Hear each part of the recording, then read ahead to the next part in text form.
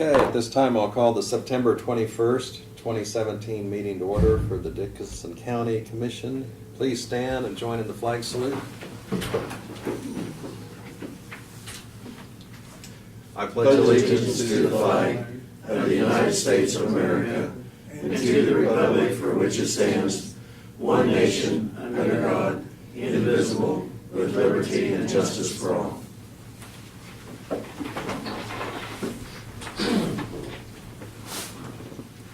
There's no additions to the agenda, so I'd go ahead and move that we approve it as printed. Second. We have the motion and second. Any further discussion? Otherwise, all in favor say aye. Aye. Opposed? Motion carries. The consent agenda includes the minutes of September 14th work session and the regular meeting. It includes the payroll of $351,144.97, wire payments on utilities of $10,085.41, wire payment on credit cards $28,347.59. I move that we approve the consent agenda. Second. Have the motion and second for approval. Any other discussion or question? All in favor say aye. Aye. Opposed? Motion carries. This time we'll go to Commissioner comments. Craig, we'll go ahead and start with you. I have nothing to update, Lynn. Okay. Laverne? Yes, yesterday I went down to Manhattan because we had the juvenile monthly board meeting down there, and so like I say, we did get to kind of look at their facilities, and like I say, it's always a good meeting because we always have a good discussion after the meeting about different things. But the juvenile center right now at Junction is running pretty smoothly. So like I say, we've kind of got behind all the problems that the inspector had, and he's had good reports ever since. So we feel good that we're not dealing with that anymore. So also I might mention had my 55th high school class reunion here in Abilene this last weekend. So if you've seen some outside people coming in, it was good to see the classmates again. And I want to really thank Will Burton. We had a tour of the high school, and Will Burton spent his entire morning with us. All the building projects that they've done there, you don't realize, but not only just this last major building project, but they've had several other projects through the years, adding on to the high school, different areas. And I guess one of the comments, they have been, that was built in 57, which is very similar to the same year that this courthouse was built. And they, I think the first school year was 58. But anyway, they had a cooling and heating system very similar to what we have, a chiller and the registers that we have in each room. And they've been phasing those out over the years and putting in some walled units in different rooms where they couldn't remodel. The remodeled areas they've been able to put in the ductwork and use the heating and cooling like a normal situation. But anyway, they've been putting in some wall units, and he said that they've been doing that over the last couple of years, and he said within the next year or two they're going to be shutting off the chiller and the boiler system and not use it anymore. So I just thought that was interesting, that that it run its life cycle according to what they felt. They didn't want to kept putting money into it. So it was, like I say, just a very good tour of the high school. That's all I had to do. Okay. The Abilene Reflector had a very nice article about the events for the trails, rails, and tails, and told about some of the numbers. And the reason I mention that too, it's not only to get the word out that it's a very successful event. I had a couple of restaurant owners and business people tell me that they just had lots of business. Felt the town was very vibrant. People were having to wait in line to get into the restaurant. And up there at the our Western store and so on. So, sometimes we forget about that, and then I guess all the hotels were booked. So it's really a very positive economic event, but also it was a great event as far as families and for those of us that live in the area. It was right there, no travel, and so looks like there may be a continuation of that in years to come. Earlier today, we had Tim Hamilton in and Randy Barton. During our work study session, we discussed some of the zoning regulations, and particularly on parcels of property, whether they're grandfathered in and the size of properties, if it's just a few acres. And so we're continuing to review that situation. Sherry Massey also was in and kind of gave us an update on some of the mapping, and so that was helpful. Later this week, I plan to attend the Military Affairs Council breakfast over at Junction City. And this past Monday, we had our monthly meeting for Central Kansas Mental Health over at Salina, and I attended that. So that's all I have. Is there anything else that maybe came in, email or Nothing. otherwise, comments? Okay, at this time we'll go to, we do not have any petitions or proclamations, but if there is anyone here that would want to make a public comment, this would be the opportunity to do something that is not on the agenda. And if so, you just want to state your name and address, stepping up to the podium. As there are no comments, we'll go ahead and go to our report of the county officers. And so, Brad, we'll have your report at this time. Okay, the first item, we received a letter last week from Lincoln Township. They had received a request from the Red Bud Lake Association to install a stop sign at the entrance into their property. Apparently there's been some near misses there on Eden Road as you drive into Red Bud, and they have trimmed the trees back and improved the sight distance, but they had also requested the stop sign. So I know at this point we have, Martin's done the locates and is prepared to get that installed either today or tomorrow. And on your agenda, later in the agenda, you have a resolution to approve that. So that's how that came about.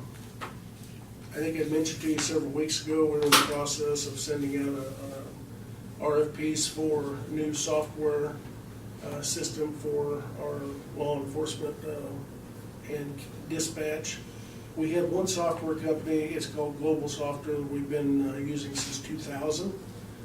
The last 17 years we've used that company, and it provides the necessary support to dispatch, as well as the Sheriff's Department, the jail, and also the Abilene Police Department, Chapman Police Department, Harrington Police Department are all tied together on it. And so it's essentially a one-stop vendor, so that when the 911 call comes in or a call for service, it gets entered into that computer system. It does a whole lot of things, but in a simplistic explanation, once that call is dispatched, then the agency that, whether it's a fire, EMS, or law enforcement agency that is sent, or all the above, all their activity is documented in that system. If a person's arrested, that information is documented in that system. If they're incarcerated in a jail, it's in that system, and it all ties together. It's all one system. So that company has been bought out by another company a couple of years ago. They're no longer supporting the software, so we are forced to look to an alternate vendor. And it's quite a big leap. I mean, it's not something you just do on a whim. And for the last couple of years, Sherry's has spearheaded the lead on this to research that. And we sent out several hundred-page request for proposal that included the specs and what it needs to do. We have had 2 vendors come in and do day-long demonstrations for us, and had all the respective agency heads and people involved. The most recent one was probably the best of the 2, which happened last week. We had a meeting earlier this week to kind of go over that. So this will be a big purchase as it goes, when it does go, and we're probably looking at sometime in the next 6 to 12 months and pulling the trigger on that and wanting to do that. It won't all come at one time because we'll have to pay a couple $100,000 up front to get that converted over and get it set up. And then when it's delivered, it'll take 12 to 18 months to get it done and get it delivered and in place. Then there'll be another bill that'll come as well. So we do have funding in our capital improvement plan to cover the first portion of it. And the remainder will happen for, like I said, another year or two. So, but it's something that we're working on, and it's kind of consistent with what Sherry briefed you on this morning. It will also tie into the new 911 abilities that we have. So, this one also has the ability to tie into county attorney and district court as well. So everybody that's involved from the point the call comes in to the point that they either get out of jail or they're adjudicated in the criminal justice system, it's documented all the way through. So it's a big step, but it's something we need to do, and we're gonna have to do one way or the other because our vendors, if this software were to crash tomorrow, we'd be in bad shape. But the company is still helping limp along, but they're not fixing anything that goes wrong with it. So at any rate, I know I mentioned that to you before, but we continue to progress in that research, and I'll keep you abreast of any changes that come up. So. In the work session, I gave you a little bit of an update on the cemetery that we're helping Doug research, and essentially in a nutshell, that came about on the sheriff's sale, and we'll want to do whatever we need to do, I guess, to remove that, Doug. So, but it's a cemetery that was, from our research, was originally put in place in 1889. The last burial's in 1905. It's landlocked down in the southeast part of the county. And up until 2010, it was not taxed. It is not a cemetery officially by the terms of it, other than the fact people are buried on this piece of land. But at this point, it is considered an abandoned cemetery, so we need to go through the legal steps to get the actual parcel transferred over to the township, so it will be exempt from property taxes, because there are no living descendants or anybody in the area that we know of, and nobody that's willing to step forward and take care of it. So it falls back on the heels of Union Township to care for it. So. And you'd mentioned earlier that the township volunteers and so on have put a fence around it. So I mean, they've done reasonable steps to preserve it and yes, they've done maintain that for several years now, and they were probably more aware of it than I was up until earlier this week. So they've been taking care of it, and we just need to do what the state requires to get it exempted, so that the several $100s in property taxes that have accrued get forgiven and they get taken care of. So we have taken the lead here on trying to get some of our local businesses to sponsor some job fairs, career fairs. You know, we've been having a real difficult time in getting viable applicants for some of our open positions. And as you have heard, and we have heard from some of the local businesses through the economic development avenues, they're having the same difficulty, whether it's Rawhide or Land Pride or even Memorial Hospital or some of our other local employers. They're having a difficult time getting applicants, to the point where many of them are offering scholarships and money to people to help them through either technical college or some type of skilled training if they're willing to come back and go to work for them. So we're having the same issues, and so we've reached out to our 5 school districts, which we've got a very good reception from all of them. We would like to be able to go in along with some of our business partners and conduct some job fairs or career fairs, and make some of these juniors and seniors in high school aware that we have a number of jobs locally if they're interested in, and kind of sell ourselves. So we're working on that, and we've gotten Diane's got a very positive reception from all the businesses we've contacted, as well as the schools. So that's something we'll be trying to do here later this fall, is some of those seniors, or if they don't already know what they want to do, maybe we can entice some of them to stick around when they get out of school, or maybe they're not the type of person that needs to go to college and wants to go right to work, and we have some of those jobs available. So, in our comprehensive plan from several years ago, one of the things that we targeted as a goal is to do what we could to try and retain our youth and get them to come back to Dickinson County and raise their families and and live here and be productive members of our communities. And so that kind of goes towards that. But it also will help fill some of the vacancies we have that are difficult to, we hope, that are difficult to fill. So just to let you know, we're working on that as well.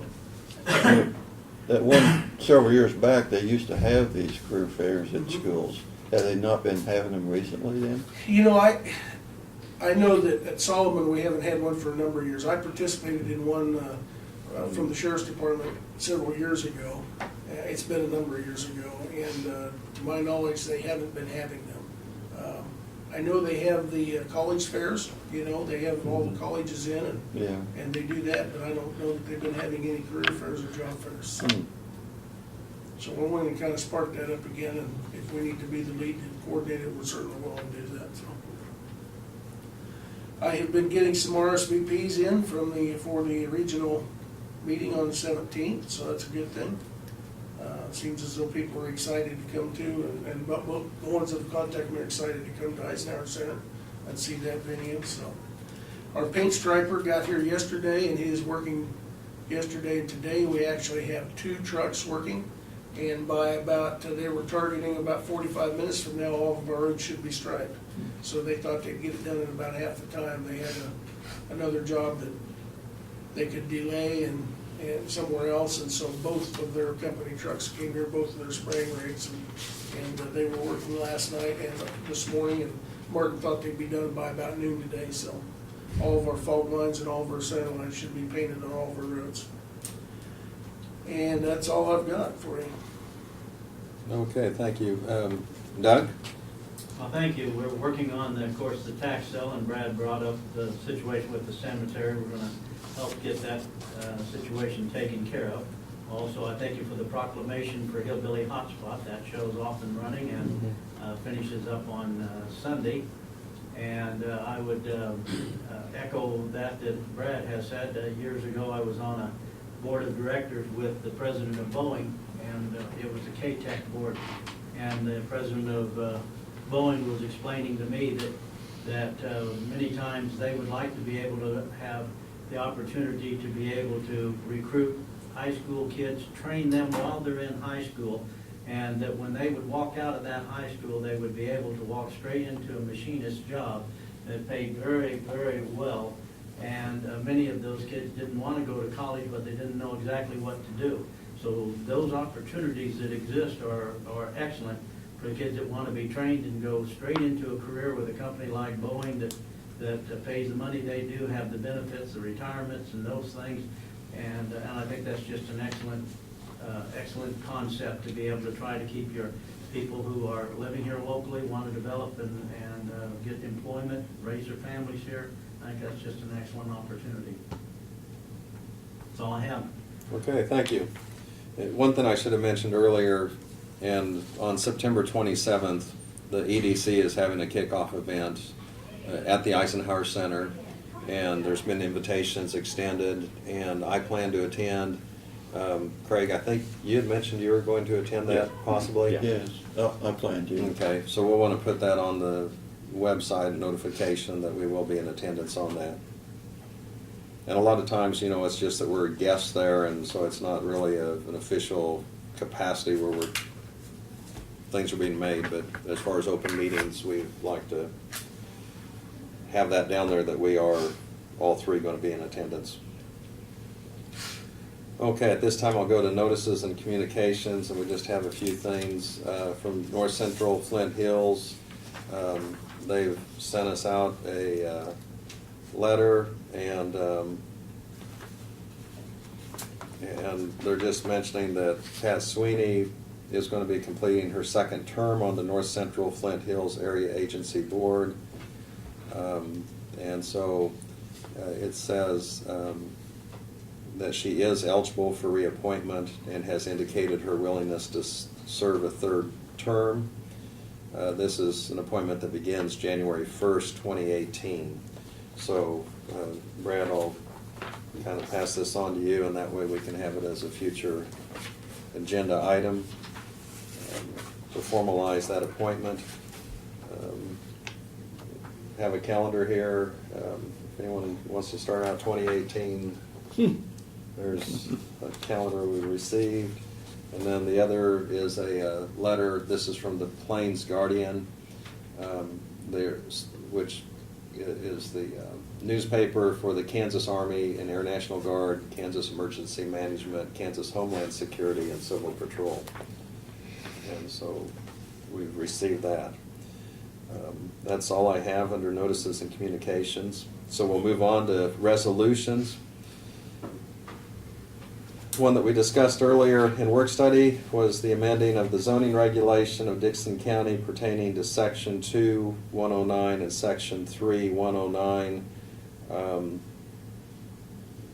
I don't know that we're really ready to act on that because there were some questions. Is there any other summary remarks you want to give on that, Brad? Just No, this is an issue that we've dealt with for many years, and I don't have the magical answer, but it has to do with the minimum lot sizes for splits in the county, and we've got a little bit of a conflict between the sanitary code and the zoning codes that we need to figure out, and so it sounds like the consensus is to table that and work on that in the future, and that's certainly a good option, so. okay. I move we table the motion for at least 2 weeks. Maybe Tim and Randy can come back with a couple of options for us. I'll second that.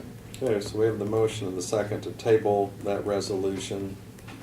And as Brad mentioned, I mean, it is a little bit complicated because there's, some housing and things that were grandfathered in, and so, we're just trying to keep things consistent and organized, and it's a little bit complicated on some of this. Any further discussion? All in favor of the motion to table and second, say aye. Aye. Aye. Opposed? Motion carries. Next resolution we have, this is a request from Lincoln Township for a stop sign installation on Eden Road. And Brad covered this in his report. At Redbud, as well as the township, have had conversation and a recommendation on this. So I would move we adopt Resolution 0921-2017A. Second. Okay, we have the motion and the second. Are there any questions or discussion yet on the motion? Who's paying for the stop sign? We will pay for it because it's a stop sign to our traffic To our- control, to our road. to our So, road. Yes. Okay. And that's what gives us the legal right to do it, because it's on our right of way, so. Okay. And they're looking at it as a safety issue, and Yes. so, okay. Any other questions or comments? Otherwise, all in favor, say aye. Aye. Opposed? Motion carries. There's no unfinished business or other business. Is there a motion for adjournment? I so move. Second. I have the motion and second for adjournment. Any further discussion? All in favor, say aye. Aye. Aye. Opposed? Motion carries. We're adjourned.